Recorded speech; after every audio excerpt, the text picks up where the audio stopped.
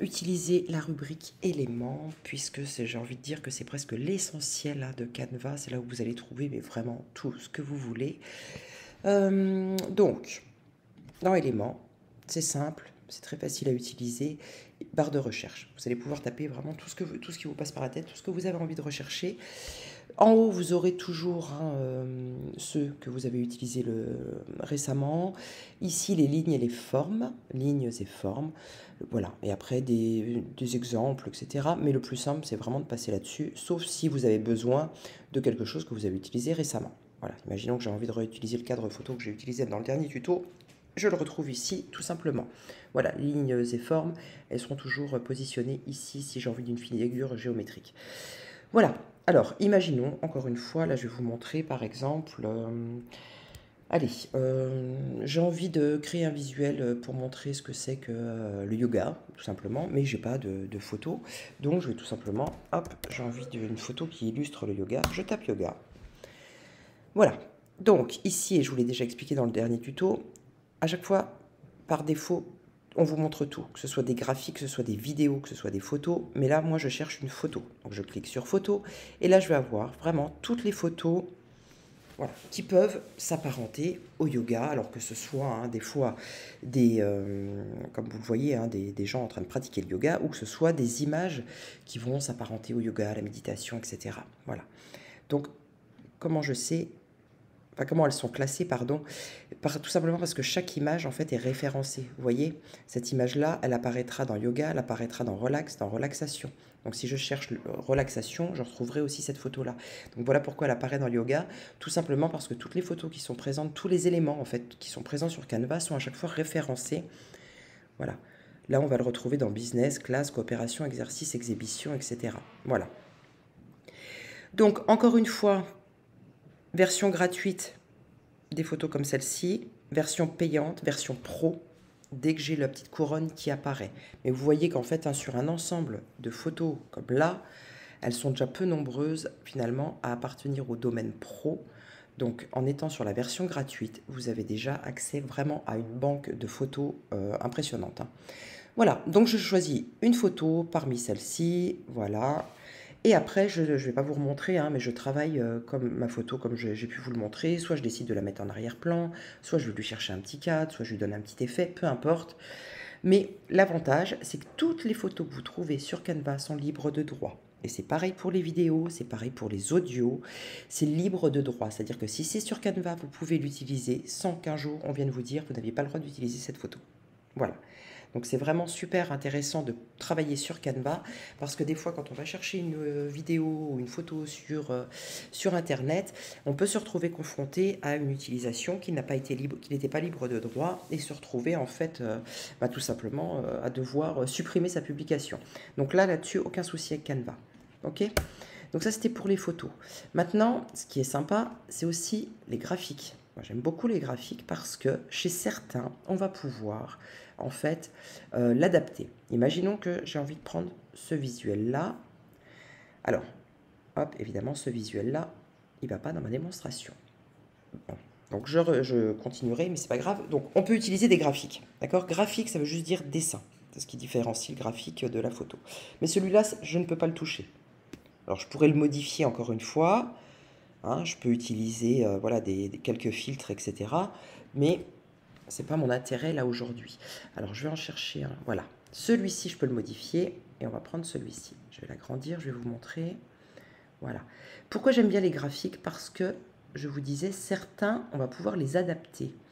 Moi, ça ne correspond pas trop à ma gamme de couleurs, à ma palette. D'accord? Et ici, vous voyez, toutes les couleurs du dessin, elles apparaissent là. Donc je vais pouvoir en fait tout simplement changer les couleurs et faire que le dessin corresponde mieux à ma palette à moi. Donc là, le noir, ma palette à moi, elle est là. Hop. Alors, je vois pas trop la différence parce que je voyais pas trop où était le noir. Celui-ci, on va dire que, allez, je peux le changer. Ça, voilà, il n'avait pas une grande différence. Celui-ci, donc ça va être le t-shirt là. Moi, j'ai envie qu'il soit plus, allez, en gris, voilà. Le orange du reflet, je vais peut-être le mettre, alors pas comme ça parce que du coup on ne le voit plus, en plus clair. Alors c'est pas forcément un super exemple que je vous donne parce que encore une fois ça, voilà. ça rend pas super joli. Non, c'est pas très joli comme ça. J'essaye d'autres choses, voilà. Bon, alors, l'effet est pas top, hein, je vous l'accorde, mais c'était juste vraiment pour vous montrer que je peux modifier un graphique, ce que je ne peux pas faire avec une photo. Certains graphiques que vous allez trouver vont pouvoir être modifiés, vous allez pouvoir les mettre à vos couleurs. Ça veut dire que si au-dessus, je mets mon texte, et que mon texte, eh ben moi, il est dans une de mes couleurs, voilà, de ma palette, hein, hop, j'aurai une harmonie, on va dire, entre le visuel et mon titre. Voilà. Hop, je vais le mettre en gras. Voilà. Et j'ai une harmonie, si vous voulez, entre le visuel et le titre. Voilà. Donc, dans certains graphiques, pas tous, hein, comme tout à l'heure je vous ai montré, tous ne sont pas modifiables. Mais vous le voyez, en fait, quand vous les choisissez, vous le voyez si vous avez une palette de couleurs qui apparaît au-dessus, c'est la palette de couleurs du visuel. Ça veut dire qu'à ce moment-là, vous pouvez la modifier. Voilà. Donc celle-ci, pareil, je peux refaire la même démarche. Hein. J'ai envie que ça soit des couleurs qui sont les miennes. Voilà. Hop. Et puis le rose, je vais remettre... j'ai peur qu'on la voit plus, ouais, c'est ça. Allez, je vais en prendre un autre. Ouais, c'est pas terrible, hein. Ouh, c'est pas foufou. Voilà, il est un peu trop bronzé d'un coup. Enfin bref, hein, voilà, je vais pas m'étendre non plus. Alors, si mon visuel, si mon fond était blanc, voilà, je pourrais utiliser celui que je n'arrive pas à utiliser. Voilà, ok? Voilà, tout simplement. Donc ça, c'est tout simple à faire et ça permet en fait d'utiliser tout simplement des, comment dire, des graphiques et les adapter à sa palette, Voilà, donc ça pour les graphiques. Et dernière chose, je voulais vous montrer aussi donc pour les vidéos. Alors, je vais enlever le titre s'il veut bien disparaître. Donc, je vais toujours dans éléments. Imaginons que je cherche toujours. Allez, on va chercher de la méditation. Ok. Donc là, il me présente encore une fois tout. Moi, je veux de la vidéo. Je vais aller chercher dans vidéo. Et là, j'ai accès à toutes les vidéos qui peuvent s'apparenter à de la méditation. Encore une fois, hein, ça peut être des fois juste des paysages, ça peut être des personnes en train de pratiquer de la méditation, peu importe. J'en choisis une.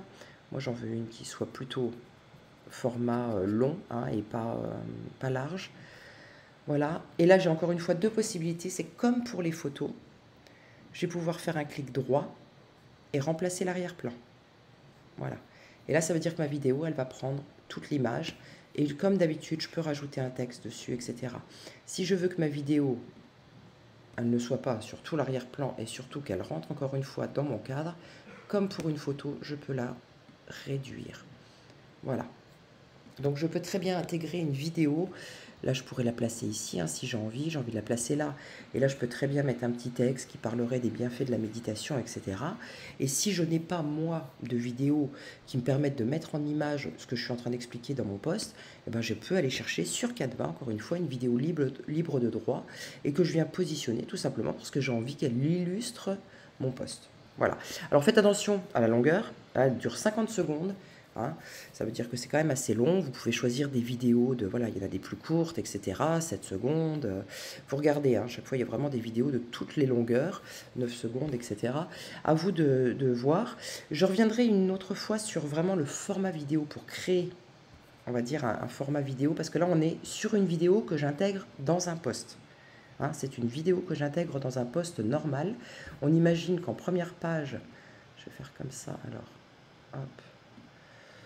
Hop, voilà, on imagine qu'en première page, hein, j'ai mis un titre, yoga et méditation, voilà. Bon, ça serait mon titre, par exemple, yoga et méditation sur ma première page.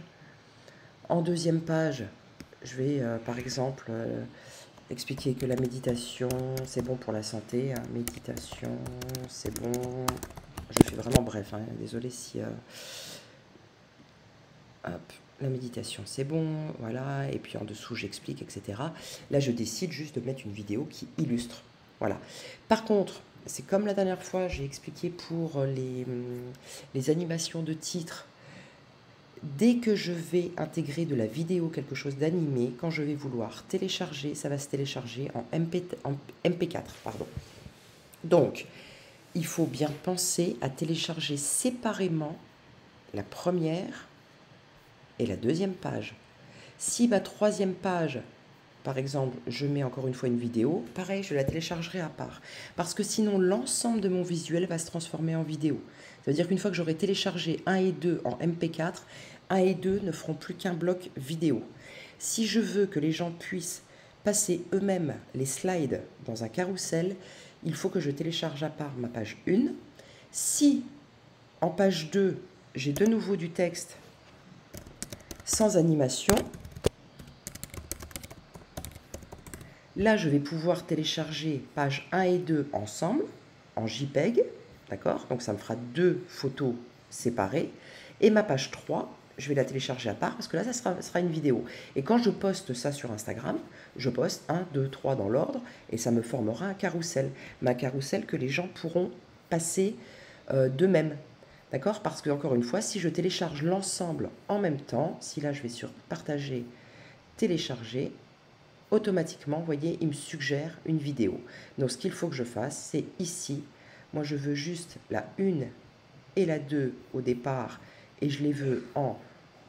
Donc, moi, je vous disais JPEG, hein, mais on va prendre PNG parce que c'est la même chose, mais en meilleure qualité. Je télécharge ma 1 et ma 2 en PNG. Et après, une fois que j'ai fait ça, je reviens, je télécharge uniquement ma page 3. Et là, je la télécharge en vidéo pour qu'elle apparaisse vraiment comme une vidéo. Voilà. Et la prochaine fois, je reviendrai justement sur le format vidéo, vraiment pour créer des vidéos ou des réels sur Instagram. Voilà.